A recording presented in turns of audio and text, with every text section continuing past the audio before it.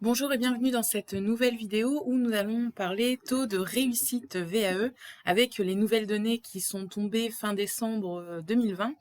Pour l'année 2019, vous le savez, on a toujours un an de décalage sur la publication des différents chiffres liés au diplôme de VAE, le comportement des candidats, ceux qui se sont présentés, s'il y a moins de personnes sur tel diplôme, quels sont les diplômes les plus demandés, quels sont les taux de validation par rapport à ces diplômes. Je vous ai fait vraiment un condensé en même pas 5 minutes qu'on verra ensemble. Ce qu'il faut savoir, c'est que cette vidéo concerne tout ce qui va être CAP, brevet professionnel, BTS, bac et diplôme d'État. En revanche, pour tout ce qui est licence et master, comme ça dépend d'un organisme universitaire, vous le savez, les chiffres sont communiqués de manière séparée dans un autre rapport, donc je ferai une autre vidéo là-dessus pour vous donner également les taux de réussite de licence et de master, et vous donner évidemment quelques conseils par-dessus ça. Alors, ce qu'on peut dire par rapport au taux de réussite VAE sur 2019, c'est que déjà, il y a eu une baisse de 9% des diplômes délivrés en 2019. Alors cette information-là, il faut évidemment pas la prendre de façon brute parce que vous avez tout simplement moins 8% de candidatures examinées par un jury et on a clairement un décrochage en Guadeloupe où là, il y a carrément eu moins 41% de candidatures examinées par un jury. Donc ça veut dire qu'il y a moins de personnes aussi qui sont à l'entrée du dispositif de la VAE. Et donc, nécessairement, il y a une baisse des diplômes obtenus puisqu'on a moins de personnes sur 2019 qui se sont présentées. À cela, il faut également pondérer un élément, c'est la réforme du CAP petite enfance, la rénovation de ce diplôme, où il y a clairement eu la moitié moins de candidatures, 2000 sur 2019, alors qu'on était sur une tendance à 4000 avant. Donc forcément, les statistiques sont impactées par cette rénovation du CAP petite enfance. Et si on exclut ce diplôme, les candidatures plus les diplômes, donc les candidatures examinées plus les diplômes obtenus, sont en hausse de 1%. Donc il faut vraiment cibler voilà, ce CAP. Si on retire, grosso modo, on va dire qu'on est sur la même tendance que 2018.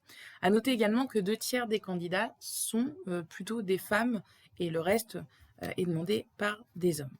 Au niveau des résultats des diplômes, aujourd'hui, le CAP est passé en second niveau, CAP petit enfant, certainement lié à la rénovation du diplôme, et on est sur le diplôme d'éducateur spécialisé, qui est le diplôme le plus demandé. Aujourd'hui, 2667 candidats pour 1691 de validation totale, donc soit 63%, donc un petit peu moins des 2 tiers aujourd'hui, qui obtiennent une validation totale du diplôme, et le reste étant une validation partielle, grosso modo. Après, il y a aussi des personnes qui n'ont pas la validation, donc vous faites le delta entre les deux, et qui ne se représentent pas forcément dans la démarche. Et les validations partielles, même chose, il faut représenter le dossier et repasser devant le jury, donc ça demande un peu plus de temps et ça peut se décaler sur l'année suivante, évidemment. Ensuite, on est sur un nouveau diplôme d'État également du social, donc un nouveau diplôme, un autre diplôme d'État du domaine social, qui est le diplôme de moniteur éducateur, où là, vous êtes 1248 à tenter ce diplôme d'État avec un pourcentage de réussite qui est un peu mieux que celui d'éducateur spécialisé, 64%, et 21% de validation partielle sur ce diplôme. Ensuite, ce qui va être le plus demandé, ça va être les BTS, donc le BTS Management, MCO maintenant dans sa nouvelle version, 1114. Là, on était encore sur le MUC avec une obtention de 76%, donc là, les chiffres sont assez bons, et 10% de validation partielle. Ensuite, on passe sur le BTS Assistant de Manager, 886, diplôme qui a été réformé depuis. Assistant de gestion de PME, PMI, donc là, on est sur 673 demandes, 74% de validation totale. Ensuite, le brevet professionnel coiffure, où là, vous êtes 644. Le bac pro commerce, 545 avec 87% de réussite. 47% pour le BP coiffure, je ne l'avais pas précisé. Et ensuite, le BTS NRC, qui lui également a été réformé depuis, 516 candidats pour 82% de réussite. Donc, ce qu'on peut tirer déjà comme conclusion de ces chiffres, c'est que les diplômes du social sont vraiment demandés. Il faudra voir avec l'effet réforme si ça va continuer. si les recevabilités vont être données de la même manière, si le taux de recevabilité va bouger ou pas, et si l'exigence aujourd'hui du niveau licence de ces diplômes d'État va influencer le taux de validation total. Évidemment, évidemment que ça va l'influencer, mais après, pas forcément énormément. Il faut voir aussi les compétences que les éducateurs aujourd'hui ont, la qualité des dossiers que vous présentez. J'en vois passer pour partie hein, sur ceux que j'accompagne. On est vraiment sur de la recherche, on est vraiment sur des références qui sont assez pointues. Vous lisez beaucoup dans votre domaine sur différents sujets. Ça dépend évidemment des lieux d'exercice du métier d'éducateur, mais en tout cas, moi, je suis pas forcément inquiète sur la réforme et sur l'exigence qui va être portée à ce dossier. Vous avez également à droite un graphique qui vous présente les effectifs des candidatures examinées. On voit qu'à part le CAP, ça bouge pas vraiment. Le baccalauréat professionnel est en petite baisse, mais vraiment petite. Les BTS sont quasi identiques. Le DES, on voit qu'il est en augmentation, mais ça, on l'a vu dans les chiffres. Donc, pas vraiment d'inquiétude là-dessus. Il y a un autre élément que je voulais vous donner, c'est que le rapport fait état d'une baisse de 10% des accompagnements conventionnés. Alors, on entend par accompagnement conventionné des accompagnements qui se font sur vous savez, des capital temps, 10, 15, 20 heures, où l'accompagnateur vous fait signer une convention et vous accompagne tout au long de votre diplôme. Alors, ce sont des accompagnements qui sont forcément onéreux, puisqu'on est très souvent enfin, ça dépend des accompagnateurs, mais entre 1500, 2000 et souvent 3000 euros. Donc, c'est logique que les personnes se détournent de ce genre d'accompagnement, sont plutôt en recherche de méthodologie pour leur dossier quand elles se font accompagner.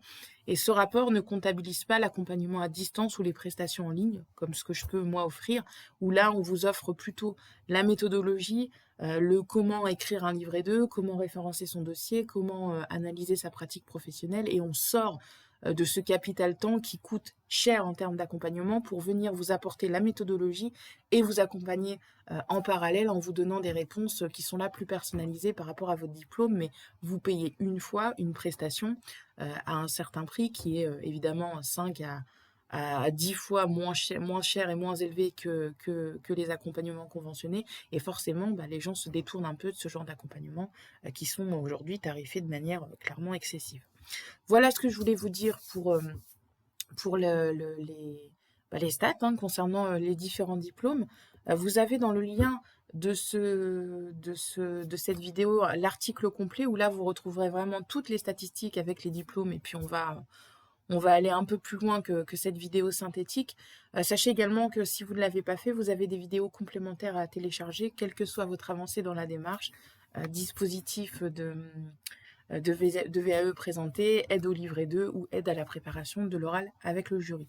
Je n'ai qu'une chose à vous dire. Alors 2020 sera certainement pollué par le coronavirus. On aura les résultats fin décembre 2020, mais on ne peut pas tenir compte de cette année puisqu'il y a énormément de reports de dates, de reports d'oral avec le jury, des accompagnements qui se sont arrêtés où les candidats sur les accompagnements, notamment conventionnés, n'avaient pas forcément de nouvelles des organismes de formation qui avaient dû fermer. Donc 2020, moi personnellement, je ne retiendrai pas cette année. En revanche, je vous invite à vous lancer si le dispositif de la VAE vous intéresse, si vous avez une expérience qui aujourd'hui n'est pas traduite en diplôme, je vous invite à sécuriser cette expérience et à obtenir un diplôme pour valoriser toutes vos années de dur travail et d'obtention de ces compétences. Si vous êtes indépendant, même chose, faites reconnaître toutes les compétences que vous avez développées dans votre activité non salariée, c'est aujourd'hui possible.